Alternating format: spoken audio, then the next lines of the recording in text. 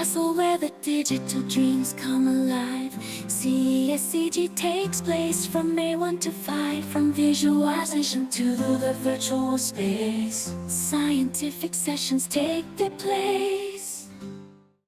Hello everybody, thank you for the introduction. So I'm Lizeth from the University of Zürich, and I will give you a brief introduction of the topic that I am currently working on, that is learning parametric primitive segmentations on 3D point clouds.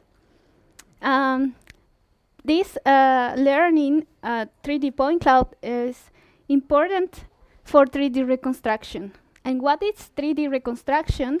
So given an input point cloud, a point cloud is a set of points that have coordinates x, y, and z in the space that represent something. Like for instance, we can scan this nice castle, and out of this data, that is a discretized data, we need to make sense of it. We need to find how to connect the dots. And this is the problem that solves the 3D reconstruction, and the goal is to achieve this kind of model. We can do this model in several ways. We can use boxes, we can use meshes, we can use implicit representations. But in this talk, I am particularly interested in achieve some quality that it will be the CAD quality. And what is CAD? So CAD stands for computer-aided design. And this is the process. So computer-aided design is the process of designing simulations from objects from the 3D world, and they will have some scale and precision and even some physics properties before manufacturing. And this is very important to achieve. But the question is, how can we get from point clouds to this kind of level of models? And this is the research question that I'm going to talk about today. If we look at the CAD shape models and the local level, you can see that there are some well-defined parametric surfaces, like cylinders, sphere, cones, and when they merge, they will meet at along sharp edges. This is at the local level. But at the shape level, it's not so simple, because there is a high variety, structural and topological variations. And if we want to learn this with a neural network, it's difficult for the network to generalize to each individual shape. And so what do they do, or what do they try to do, is to learn a compact but also interpretable representation for these CAD models, and the output of this should be a high-quality 3D reconstruction. In the literature, they try to achieve compactness, so they fit primitives, some volumetric primitives, for instance, in these two works, but they are not so different. They are finite, a small amount of primitives, and that's why the reconstruction quality is not as good. And this is very compact and more predictable, but it's not the goal that we want. On the other side, you have heard about neural implicit representation methods, and they will represent the point cloud data with high fidelity. We have, for instance, implicit networks, so INNet and Siren, and they will reconstruct this, but I hope it's noticeable, in the edges, it's a lot of smoothness. And the idea is to preserve the sharp edges as much as possible. And so the way to achieve this is in a different way, which is CAPRI-Net is a network that in the last row presents better results. And how CAPRI can achieve this is because the way they do the learning is different. So they think of the problem and how to assemble each primitive that we discussed earlier. Each primitive will not be a simple one. They will achieve many of them using quadric surfaces primitives, and mostly convex, and they will try to assemble them using operations that are from constructed solid geometry. And this is the work that we are based on. So to learn this, it's necessary to have a data. And so the data that is widely used is the ABC dataset. It's very diverse and it's large. We have over 1 million of data with large variation shapes. This is an example. But the problem is that there is no annotations. If we want to learn using this dataset, we need to look into some unsupervised way to do it. And so I really explored in detail the CAPRI-Net works. So how does it achieve this? Is that as an input, we have a point cloud, but we can also transform the point cloud into a voxelized representation. And once it's done, it's possible to do a shape encoder, so get some features, around 256 features passed to an MLP layer, and predict some primitives. And these primitives will be represented by quadric representations, about 7 parameters, each one of them. And this becomes like a function that will tell us if the points belong or not to the primitive. To avoid the complexity, these 3 parameters of the ABC, the first ones, will be positive. In that sense, we will able to get some planes, cylinder, ellipses, parabolas, but we will not get some cones on some. And as next step is to sample query points around the voxel. And these query points will serve us to calculate some sign distance between the points and the primitives. And so we will end up with the distance matrices of the size of the number of primitives times the number of points. And here is the part where the network tries to learn these operations. In fact, they don't learn the operations itself, but they fix into 3 stages. So first, from the whole set of primitives, they try to select via the intersection operation a subset of them that they will be convex in the left and the right sides. So if you have 2 groups, the network will learn to decide which of the convex primitives to combine by using a union operation, so that after the union of them, they can perform difference operations. So after combining 2 convex shapes, the idea is to have concave shapes that with the using a novel loss that will be a weighted implicit loss between both. They perform difference operations to achieve the final model. So the way they do is always very fixed. So here you can see the fixed tree. So this is the constructed solid geometry tree of 2 different models. It's always the left side and the right side. The network learns which of the primitives to combine, and followed by the difference operations to achieve the final. In this way, they get a constructed solid geometry tree that is compact, and is also effective to represent and to generalize, at least for the ABC dataset. So here are some results, and they outperform other methods that are also learning primitives with this kind of way, because they are more simple. And as I mentioned, still they can get the sharp edges better, and it's okay. However, if we go further, there is some special part of this network. So they claim that they are able to generalize. However, they need a very important part, that is the fine-tuning. And what's the fine-tuning? It's another step after the network has been pre-trained with the whole data set. They need to, for each test shape, they need to create ground truth for the specifically test shape, and limit the amount of primitives for the specific test shape, and they retrain the network over this new ground truth they create.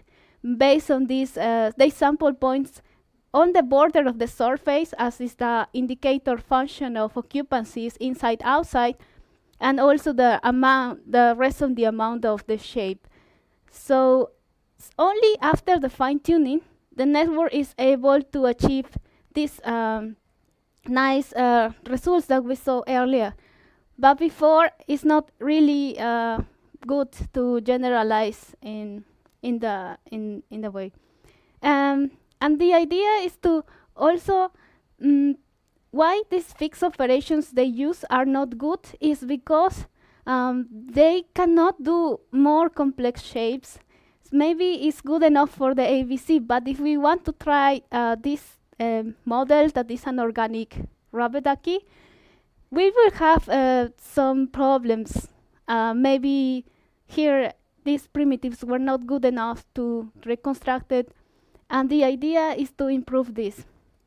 So what I'm currently working on is to going into different directions. One is to actually allow the network to learn these constructive solid geometry iterations, or going into a different direction, that is to create a fully generative model that it will be conditioning the output on sketches of the input point cloud.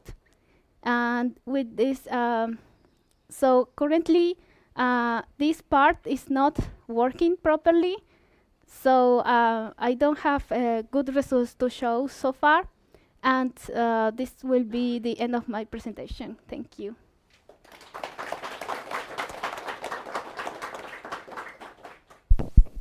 Okay, thank you for your presentation. And now we can start the QA session and discussion. Okay, so maybe I'll start the first one. I was really curious about your data set that you're using. Maybe if you could tell us a bit more about that, because I'm not familiar with it. My main question is, what is the density of the point clouds? How were these this data created? Is it from the It's a synthetic data synthetic set. data set? Okay, so it's not scanned. There are no probably some occlusions, maybe some overlaps of the real data when some 3D scanner is making scans. Yeah, no, it's a synthetic data set, although you may use a virtual scanning if you want to add some defects, which we did in previous work. Okay. But for other, yeah. So you actually tried your approach on the data set with real scans and real 3D scans and real point clouds of. Yes, in a previous work, what we did was to add a random scanning, a virtual scanning of in this shape, and we created different levels of noise, different levels of scan resolution, and even scan shadows, because if you limit the amount of scan viewpoints, you can also get the scan shadows and noise and sparseness, and we did this, but it was not for this cut, it was for neural implicit representations. And actually it was very good, the result that we got. Okay, perfect. Thank you. So maybe another question.